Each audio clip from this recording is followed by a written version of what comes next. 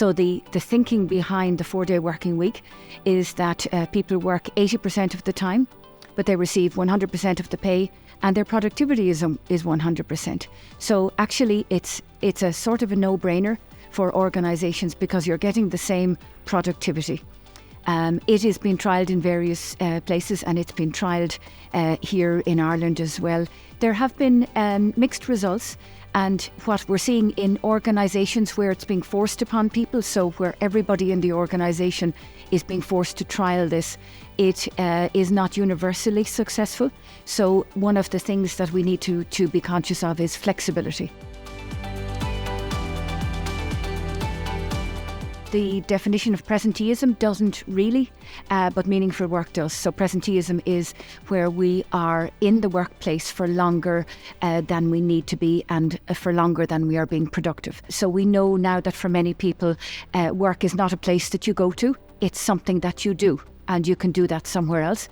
But meaningful work, in my opinion, it's pretty much universally regarded. So that is having voice in decision making, receiving a fair day's pay for a fair day's work, having task variety, having a safe working environment both psychologically and physically, and feeling that you are making a meaningful contribution. So I think that's quite universal.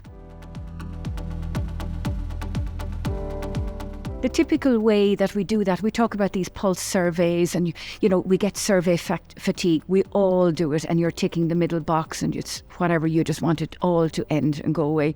But you cannot beat speaking to people face to face. How's your day going? How's the work for you? What's working well? What changes can be made? How can we help you, and how can you help yourself? So for me, that is one of the ways. The surveys are useful, but we can do a little bit of overkill. I don't think you can beat having that interaction. And one of the issues is we have many of our line managers and managers are very good at what they do. They then get promoted to a position where they're managing people, but don't necessarily get the training and the upskilling to help them to manage people. So we need to upskill our managers to be able to assist. And that the notion of that big annual review, performance review, is going out. We are now looking at mentoring, at coaching, and at having touch points throughout the organisation where we can get a sense of how we're doing and how we need to improve.